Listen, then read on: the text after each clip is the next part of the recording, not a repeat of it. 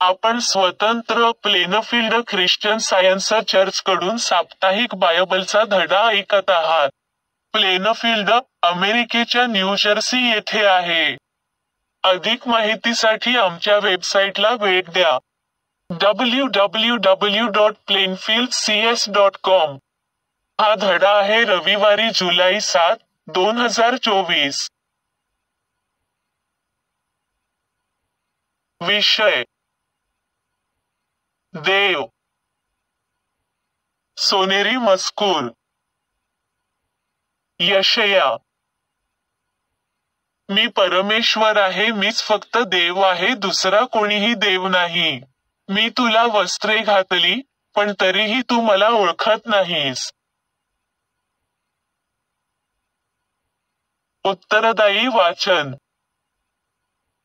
स्तोत्रसंहिता. पृथ्वी आणि तिच्यावरील सर्व काही परमेश्वराचे आहे. जग आणि जगातील सर्व लोक परमेश्वराचे आहेत. परमेश्वराने पाण्यावर पृथ्वी निर्माण केली. ती त्याने नद्यांवर निर्माण केली. परमेश्वराच्या डोंगरापर्यंत कोण जाऊ शकेल? परमेश्वराच्या पवित्र मंदिरात कोण उभा राहू शकतो? तिथे कोण उपासना करू शकतो? ज्या लोकांनी वाईट कृत्ये केली नाहीत, ज्यांचे हृदय शुद्ध आहे, ज्यांनी माझ्या नावाचा उपयोग असत्य सत्य वाटावे यासाठी केला नाही आणि जे खोटे बोलले नाहीत व ज्यांनी खोटी आश्वासने दिली नाहीत, असेच लोक तिथे आराधना करू शकतील. चांगले लोक इतरांना आशीर्वाद देण्यासाठी परमेश्वराला विनंती करतात. ते चांगले लोक देवाकडे, त्यांच्या त्रात्याकडे चांगुलपणाची मागणी करतात. वेशींनो, आपले मस्तक उंच करा.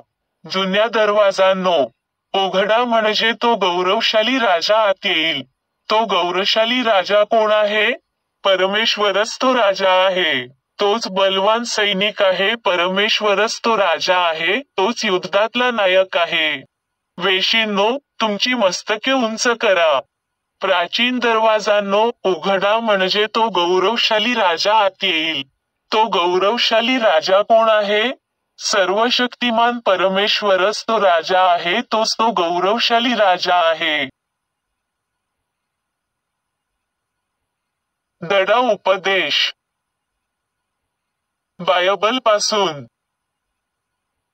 अनुवाद. हे इस्रायल लोक हो, ऐका. परमेश्वर हाच आपला देव आहे. अनुवाद. मवाबातील यार्देन खोऱ्यातून पिसक पर्वताच्या माथ्यावरील नबो नामक शिखरावर मोशे चढून गेला. यरीहो समोरील यार्देन पलीकडचा हा भाग. परमेश्वराने मोशेला गिलादपासून दानपर्यंत सर्व प्रदेश दाखवला. परमेश्वर मोशेला म्हणाला, अब्राहाम, इसहाक आणि याकोब यांना कबूल केलेला हाच तो प्रदेश. त्यांच्या वंशजांना तो द्यायचे मी त्यांना वचन दिले आहे. तुला मी तो पाहू दिला, पण तू येथे जाणार नाहीस. मोशे वारला तेव्हा 21 वर्षाचा होता. तेव्हाही त्याची तब्येत ठणठणीत होती व दृष्टी चांगली होती. इस्रायलला मोशेसारखा दुसरा संदेष्टा मिळाला नाही. परमेश्वराला मोशेचा प्रत्यक्ष परिचय होता. यहोशवा. मोशे परमेश्वराचा सेवक होता. नूनाचा पुत्र यहोशवा मोशेचा मदतनीस होता. मोशेच्या निधनानंतर परमेश्वर यहोशवाशी बोलला. परमेश्वर म्हणाला, माझा सेवक मोशे मरण पावला आहे. आता तू आणि हे लोक यार्देन नदी पलीकडे जा. मी इस्रायल लोकांना देणार असलेल्या प्रदेशात तू गेले पाहिजेस. मोशेला दिली तशीच तुलाही मी साथ देईन. तुला आता कोणी तुझे आयुष्य असेपर्यंत अटकाव करू शकणार नाही. मी तुला सोडणार नाही, तुला अंतर देणार नाही. यहोशवा. याजक कराराचा कोश वाहून नेतील. त्यांना सांग, यार्देन नदीच्या किनाऱ्यापर्यंत जा आणि प्रवाहात थांबा. यहोशवा मग इस्रायल लोकांना म्हणाला, इकडे या आणि आपल्या परमेश्वराची वचने लक्षपूर्वक ऐका. देव आपल्या संगती आहे याची ती साक्ष होय. तो कनानी, हिती, हिव्वी, परिज्जी, गिर्गाशी, अमोरी व यबुसी या आपल्या शत्रूंचा खात्रीने पराभव करील. त्यांना त्या प्रदेशातून हुसकावून लावील. याजक परमेश्वराच्या कराराचा कोश वाहतील. परमेश्वर म्हणजे साऱ्या विश्वाचा मालक होय. यार्देन नदीतून तुमच्या पुढे तो कोश नेतील. जेव्हा त्यांच्या टाचा नदीच्या प्रवाहाला स्पर्श करतील तेव्हा प्रवाह वाहायचा थांबेल. पाणी आहे त्या ठिकाणी थांबून मागच्या मागे धरणाप्रमाणे अडवले जाईल. कराराचा कोश वाहणारे याजक निघाले आणि नदी पार करून जाण्यासाठी सर्व लोकांनी मुक्काम हलवला. त्या लोकांनी यार्देन नदी पार करायला सुरुवात केली आणि लगेच पाणी वाहायचे थांबले. पाण्याची जणू भिंत होऊन ते मागे अडवले गेले.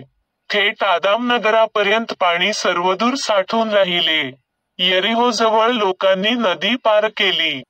तेथील जमीन कोरडी झाली. याजक परमेश्वराच्या कराराचा कोश घेऊन नदीच्या मध्यावर आले व थांबले. सर्व इस्रायल लोक कोरड्या जमिनीवरून यार्देन पलीकडे निघून जाईपर्यंत ते तिथेच थांबले. यहोशुवा. तो म्हणाला, तुमच्या परमेश्वर देवाच्या पवित्र करार कोशासमोर नदीच्या मध्यभागी जा. तेथून प्रत्येकाने एक दगड उचलून आणा. इस्रायल मधील आपापल्या कुळाचे प्रतीक म्हणून तो राहील. तेव्हा असा दगड खांद्यावर घेऊन या. यहोशुवा म्हणाला, या दगडांचे महत्त्व काय? ते येथे कशासाठी? असे उद्या तुमची मुले तुम्हाला विरतील. तेव्हा त्यांना सांगा. यार्देन नदीच्या कोरडचा पात्रातून इस्रायल लोक कसे आले त्याची ही आठवण आहे. तेव्हा तुमच्या परमेश्वर देवाने नदीचा प्रवाह रोखला होता. आम्ही तांबडा समुद्र ओलांडला त्यावेळी झाले तसेच येथेही लोकांनी नदी ओलांडेपर्यंत नदीचे पात्र कोरडे होते. तांबडा समुद्रही परमेश्वराने असा साठवला होता. आपला परमेश्वर अतिशय प्रतापी आहे हे जाणून येथील लोकांना त्याचा धाक वाटावा म्हणून तुमच्या परमेश्वर देवाने असे केले. यहोशुवा. यरीहोजवळ असताना यहोशुवाने समोर पाहिले तर एक माणूस पुढे उभा असलेला त्याला दिसला. त्या माणसाच्या हातात तलवार होती. यहोशुवाने पुढे होऊन त्याला विचारले, तू आमच्या बाजूचा आहेस की शत्रूच्या गोटातील? त्यावर तो उत्तरला, मी तुमचा शत्रू नव्हे, परमेश्वराच्या सैन्याचा सेनापती या नात्याने नुकताच येथे तुझ्यासमोर आलो आहे. यावर यहोशुवाने त्याला जमिनीवर डोके टेकवून आदरपूर्वक अभिवादन केले आणि विचारले, स्वामीची काय आज्ञा आहे? मी आपला सेवक आहे. परमेश्वराच्या सैन्याचा सेनापती म्हणाला, तुझी पादत्राणे काढ कारण जेथे तू आत्ता उभा आहेस ती जागा पवित्र आहे. यहोशुवाने त्याचे ऐकले. यहोशुवा. यहोशुवाने इस्रायल लोकांच्या सर्व वंशांना शखेम येथे एकत्र बोलावले. इस्रायलीयपैकी वडीलधारी मंडळी, न्यायाधीश, प्रमुख, अधिकारी या सर्वांना पुढे बोलावले. ही मंडळी परमेश्वरासमोर उभी राहिली. मग यहोशुवा सर्वांशी बोलला. तो म्हणाला, इस्रायलच्या परमेश्वर देवाचे तुम्हाला काय सांगणे आहे ते आता मी तुम्हाला कळवतो. फार पूर्वी तुमचे पूर्वज फरात नदीच्या पलीकडे राहत होते. अब्राहम आणि नाहोर यांचा बाप तेरह याच्या काळातील लोकांविषयी मी बोलत आहे. त्यावेळी हे लोक इतर दैवतांची पूजा करत होते. पण मी, परमेश्वराने, तुमचा पूर्वज अब्राहम याला नदीपलीकडल्या प्रदेशातून बाहेर काढले. कनान देशात त्याला बराच प्रवास घडवला आणि त्याला बरीच मुलेबाळे दिली. त्याला मी इसहाक हा त्याचा पुत्र दिला. मग याकोब आणि एसाव हे दोन पुत्र इसहाकाला दिले. सेईर डोंगराभोवतालची जमीन मी एसावला दिली. याकोब आणि त्याची मुलेबाळे येथे राहिली नाहीत. ती मंडळी मिसर देशात गेली. मग मी मोशे आणि अहरोन यांना मिसरला पाठवले. अशा प्रकारे तेथून सुटका झाल्यावर ते समुद्रापर्यंत आले तरी मिसरमधील लोक त्यांचा पाठलाग करत होते. रथ, घोडेस्वार यांच्यासह त्यांनी पाठलाग केला. तेव्हा त्यांनी माझा म्हणजे परमेश्वराचा धावा केला. म्हणून मी मिसरमधील लोकांना अनेक संकटांनी हैराण केले. समुद्राला त्यांना आच्छादून टाकायला लावले आणि त्यांना त्याने बुडवले. मिसरच्या सैन्याची मी काय स्थिती केली ती तुम्ही डोळ्यांनी पाहिलीच आहे. त्यानंतर तुम्ही बरेच दिवस वाळवंटात काढलेत. मग तुम्ही यार्देन नदी पार करून यरीहो येथे आलात. मी परमेश्वराने तुम्हाला ती जमीन दिली. तुम्हाला ती मिळवायला परिश्रम करावे लागले नाहीत. मग यहोशुवा लोकांना म्हणाला, तुम्ही आत्ताच परमेश्वराचे शब्द ऐकलेत. तुम्ही त्याची आदरपूर्वक उपासना केली पाहिजे आणि प्रामाणिकपणाने त्याची सेवा केली पाहिजे. तुमच्या पूर्वजांनी ज्या खोट्या दैवतांची पूजा केली त्यांचा त्याग करा. फरात नदीच्या पलीकडे आणि मिसरमध्ये ते फार पूर्वी घडून गेले. आता फक्त या परमेश्वराची सेवा करा. यहोशुवाच्या हयातीत आणि त्याच्या निधनानंतरही इस्रायल लोकांनी परमेश्वराची सेवा केली. परमेश्वराने इस्रायलासाठी काय केले हे पाहिलेली वडीलधारी माणसे जिवंत असताना लोक परमेश्वराची उपासना करत राहिले. योहान. देवाप्रती असलेली आमची प्रीती आम्ही त्याच्या आज्ञापालनाकडून दाखवू शकतो आणि त्याच्या आज्ञा फार अवजड नाहीत. आणि आम्हाला देवामध्ये खात्री आहे की जेव्हा आम्ही एखाद्या गोष्टीसाठी त्याच्या इच्छेप्रमाणे प्रार्थना करतो तेव्हा तो आमचे ऐकतो. यहूदा. आता तुम्ही पडू नये म्हणून तुम्हाला राखावयास जो समर्थ आहे आणि तुम्हाला आपल्या गौरवी समक्षतेत शुद्ध असे सादर करायला जो मोठ्या आनंदाने तयार आहे, त्याला आणि आपले तारण करणारा जो एकच देव आहे, त्याला आपला प्रभू येशू ख्रिस्त याच्याद्वारे गौरव, मान, पराक्रम आणि अधिकार काल, आज आणि अनंत काळ असो. Amen. Science textbook science and health with key to the शास्त्रवचने कडील परस्पर संबंधित परिच्छेद वाचले. विज्ञान आणि आरोग्य.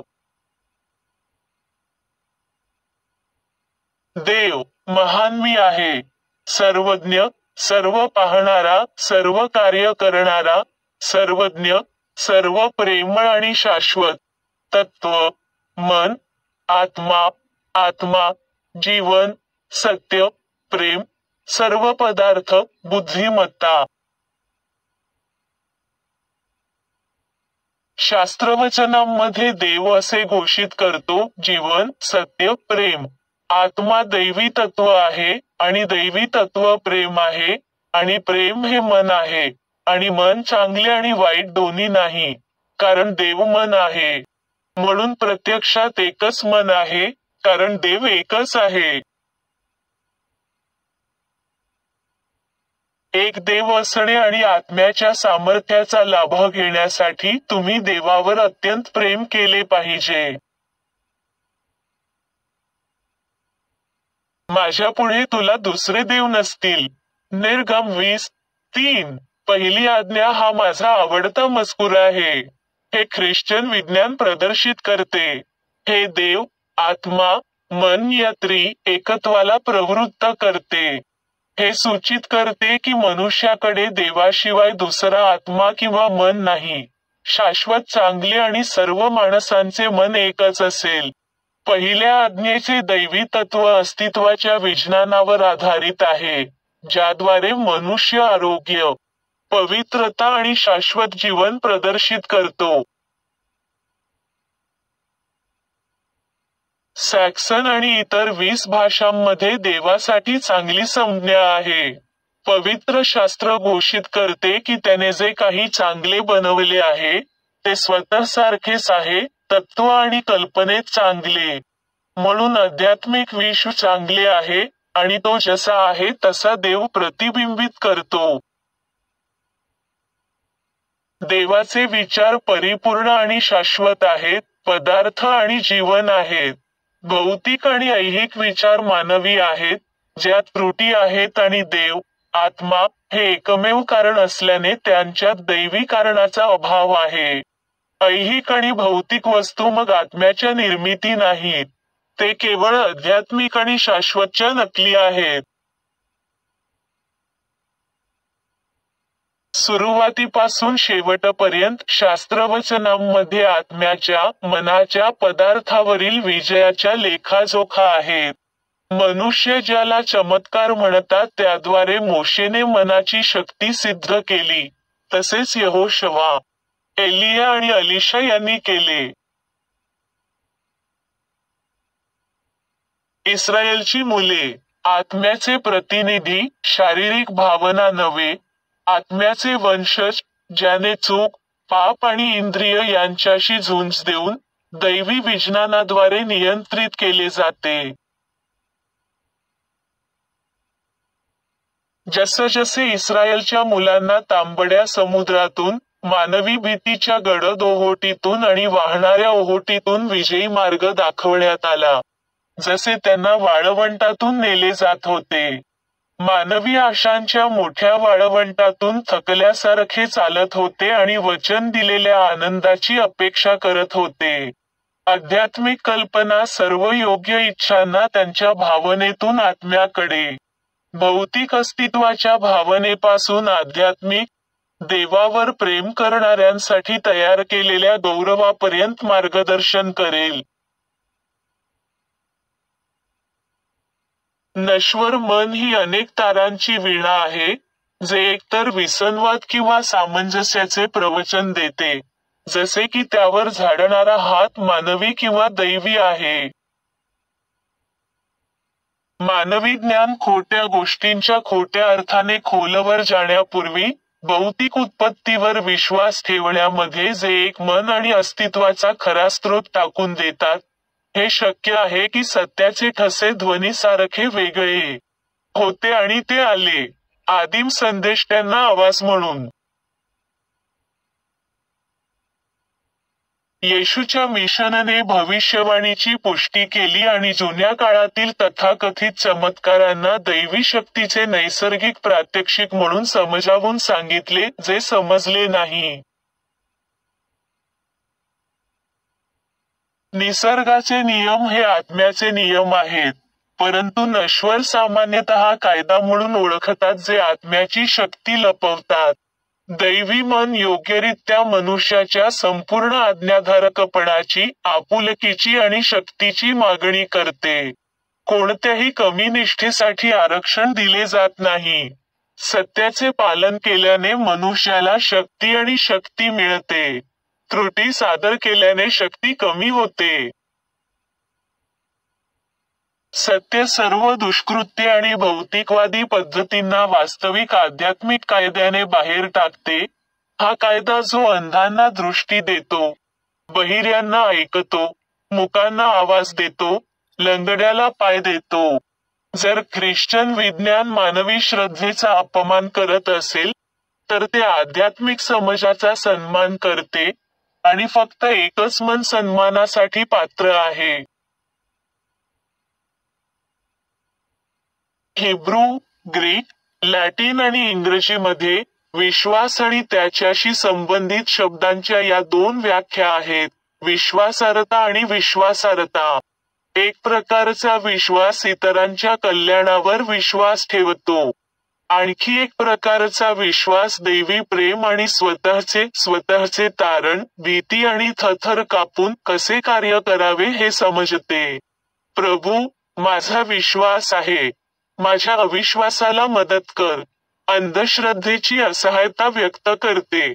तर हुकूम, विश्वास ठेवा, आणि तुझे तारण होईल. आत्मनिर्भर विश्वासार्हतेची मागणी करते, ज्यामध्ये आध्यात्मिक समज समाविष्ट असते आणि सर्व काही देवाला गुपित करते. ख्रिश्चन विज्ञानातील अनंतेपासून एक तत्व आणि त्याची अमर्याद कल्पना येते आणि या अमर्यादतेसह आध्यात्मिक नियम, कायदे आणि त्यांचे प्रात्यक्षिक येतात, जे महान दाताप्रमाणे काल, आज आणि कायमचे समान आहेत. कारण अशा प्रकारे बरे करण्याचे दैवी तत्व आणि ख्रिस्त विचार हिब्रू लोकांच्या पत्रात वर्णित आहेत. मनुष्य हा देव, आत्म्याचा उपनिषक आहे आणि इतर कशाचाही नाही. देवाचे अस्तित्व अनंत, स्वातंत्र्य, सुसंवाद आणि अमर्याद आनंद आहे. जेथे परमेश्वराचा आत्मा आहे, तेथे स्वातंत्र्य आहे. पूर्वीच्या मुख्य याजकांप्रमाणे मनुष्य सर्वात पवित्र देवाच्या क्षेत्रात प्रवेश करण्यास स्वतंत्र आहे. जेव्हा आपण चुकीच्या असण्यापेक्षा सत्यावर जास्त विश्वास ठेवतो, पदार्थापेक्षा आत्म्यावर जास्त विश्वास असतो, मरण्यापेक्षा जगण्यावर जास्त विश्वास असतो, माणसापेक्षा देवावर जास्त विश्वास असतो, तेव्हा कोणतीही भौतिक कल्पना आपल्याला रोखू शकत नाही. आजारी बरे करणे आणि त्रुटी नष्ट करणे. हा विचार कायमस्वरूपी धरून ठेवा, की ही आध्यात्मिक कल्पना, पवित्र आत्मा आणि ख्रिस्त आहे, जी तुम्हाला वैज्ञानिक निश्चिततेसह, उपचारांचा नियम, त्याच्या दैवी तत्वावर आधारित प्रेम, अंतर्निहित आणि सर्व सत्य समाविष्ट करून दाखवण्यास सक्षम करते. जीवन हा शाश्वत मी आहे, जो अस्तित्वात आहे आणि राहणार आहे, ज्याला काहीही मिटवू शकत नाही. कारण राज्य, सामर्थ्य आणि वैभव सदैव तुझे आहे. कारण देव अमर्याद, सर्व शक्ती, सर्व जीवन, सत्य, प्रेम, सर्वांवर आणि सर्व आहे. मी आता चर्च मॅन्युअलमध्ये दिलेल्या मेरी बेकर एडी कडून 3 दैनंदिन कर्तव्ये वाचू. रोजची प्रार्थना. दररोज प्रार्थना करणे हे या चर्चमधील प्रत्येक सदस्याचे कर्तव्य असेल. तुझे राज्य ये. माझ्यामध्ये दैवी सत्य, जीवन आणि प्रीती यांचे राज्य स्थापित व्हावे आणि माझ्यापासून सर्व पापांवर राज्य करू द्या. आणि तुझे शब्द सर्व मानवजातीचे स्नेह समृद्ध करू आणि त्यांच्यावर राज्य करू दे. हेतू व कृतींचा नियम. द मदर चर्चच्या सदस्यांच्या हेतू किंवा कृतीबद्दल वैरभाव किंवा केवळ वैयक्तिक आसक्तीच उत्तेजन देऊ नये. विज्ञानात दैवी प्रेम एकट्याने माणसावर राज्य करते. आणि एक ख्रिश्चन वैज्ञानिक प्रेमात गोड सुविधांना प्रतिबिंबित करते, पापाची निंदा करते, खरा बंधुता, दानशूरपणा आणि क्षमा यामध्ये. या चर्चमधील सदस्यांनी दररोज सर्व प्रकारच्या वाईटापासून वाचलेले. भविष्य सांगण्यापासून, न्यायनिवाड्यापासून, निंदा करण्यापासून, समुपदेशनातून, प्रभाव पाडण्यापासून किंवा चुकीच्या मार्गाने प्रभावित होण्यापासून वाचण्यासाठी प्रार्थना करावी. कर्तव्याची सतर्कता. आक्रमक मानसिक सूचनेविरुद्ध दररोज स्वतःचा बचाव करणे आणि देव, त्याचा नेता आणि मानवजातीबद्दल त्याच्या जबाबदार पूर्णविराम हलत या विसरणे किंवा दुर्लक्ष करणे हे या चर्चमधील प्रत्येक सदस्याचे कर्तव्य असेल.